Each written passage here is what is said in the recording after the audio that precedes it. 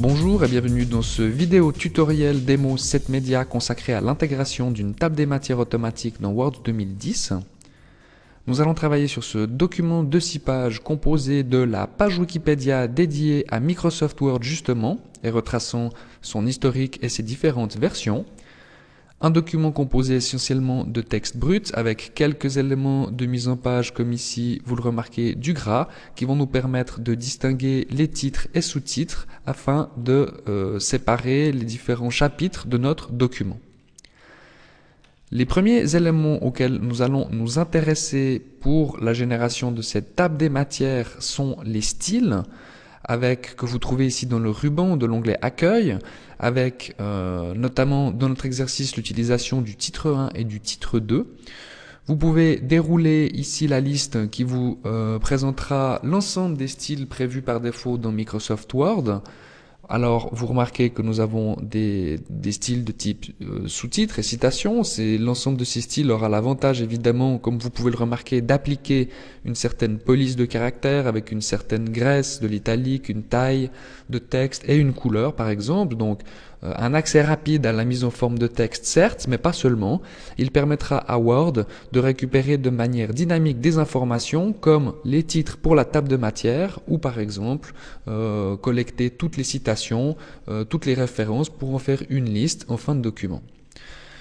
Dans notre exercice, nous allons nous concentrer sur l'utilisation donc du titre 1 et du titre 2.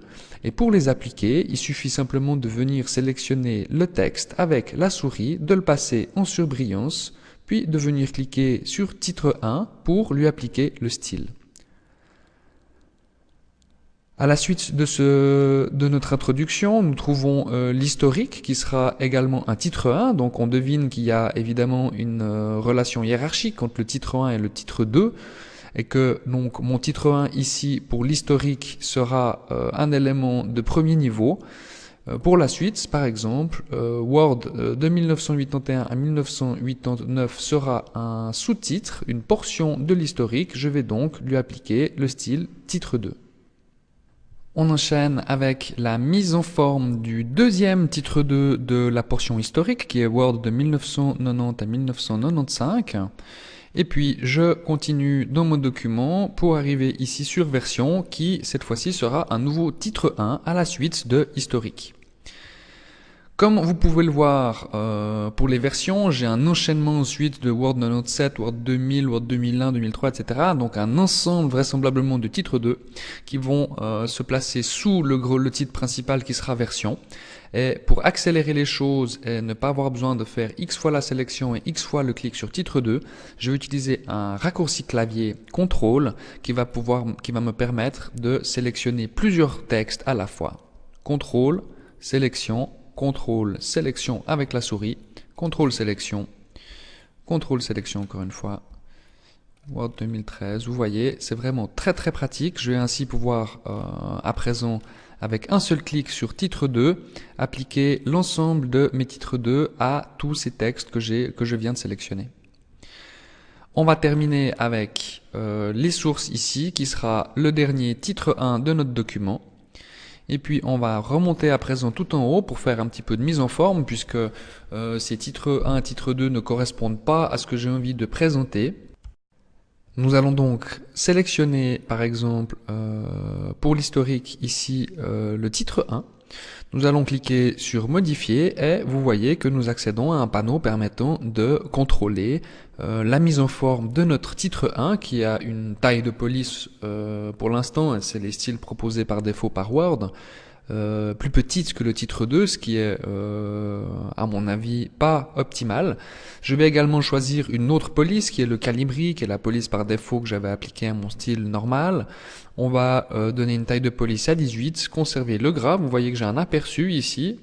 Je vais également changer de couleur pour du vert, pas assez foncé, donc je vais dans haute couleur et je fonce légèrement le vert. OK. Et en validant, j'ai à présent modifié l'ensemble de mes titres 2 avec la bonne couleur. On peut aller contrôler encore en bas, vous voyez qu'en un seul clic, j'ai pu modifier l'ensemble de mes titres, donc très pratique au niveau de la productivité.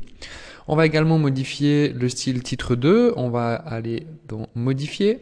Alors, petit problème. Je vais me placer sur un titre 2. On va cliquer sur modifier. Comme ça, j'ai l'aperçu de mon titre 2 ici. Calibri, on va cette fois lui appliquer plutôt du 14.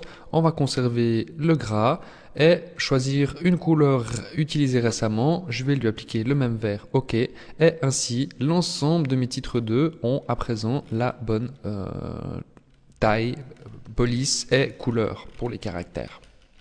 En vue de placer notre table des matières, nous allons placer le curseur ici en tout début de document. Nous allons cocher l'option visibilité des caractères invisibles afin de repérer où se situent les retours de chariot, tabulation et les sauts de page. Je vais d'ailleurs en insérer un tout de suite à l'aide de l'onglet insertion saut de page afin de faire passer l'introduction sur la page 2 et de venir ici en début de document avec pourquoi pas un retour de chariot, venir placer ma table des matières automatique. Nous allons la trouver sous référence table des matières et nous allons opter pour la table automatique de style numéro 2. Vous constatez que Word a placé un bloc automatique table des matières que nous pouvons d'ailleurs personnaliser ici au niveau du style de texte, par exemple en appliquant le vert et notre police de caractère qui est le calibri. Word a automatiquement détecté les titres 1 et titre 2 et généré une indentation. Je vais peut-être juste resupprimer ces caractères invisibles. A provoqué une indentation ici de titre 2 sous les titres 1, ce qui aide grandement à la lisibilité. Et Word a également placé automatiquement les numéros de page. Afin de vous présenter la mise à jour de cette table des matières, je vais légèrement modifier la mise en page de ce document. Pour ceci, je vais activer encore une fois les caractères invisibles et venir insérer des sauts de page, comme par exemple devant ce nouveau titre 1 historique que je veux faire passer à la page suivante. On va dans Insertion, saut de page. Je vais insérer un saut de page également ici pour ne pas terminer cette page-ci sur un nouveau titre 2. Hop, sur la page suivante. Nouveau titre 1, je le fais passer également en haut d'une page suivante. Et puis, je vais faire la même opération ici avec les sources. Hop, un nouveau saut de page. Vous pouvez voir que nous avons fait passer notre total de pages à 9, donc notre table des matières doit être mise à jour.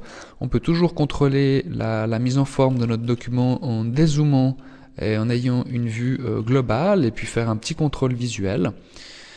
Si je viens cliquer maintenant ma table des matières, ici je constate qu'elle ne s'est pas mise à jour automatiquement. Je dois aller cliquer sur le bouton mettre à jour la table avec le choix de mettre à jour les numéros de page uniquement ou toute la table au cas où j'aurais modifié les libellés des titres. Je vais garder la première option cochée, validée avec OK, et nous pouvons constater que la table des matières ici a automatiquement mis à jour avec la page numéro 9 pour les sources que j'ai effectivement fait basculer tout en fin de document. Voilà, nous sommes à la fin de cette vidéo. Je me réjouis de vous retrouver pour d'autres trucs et astuces sur Word 2010.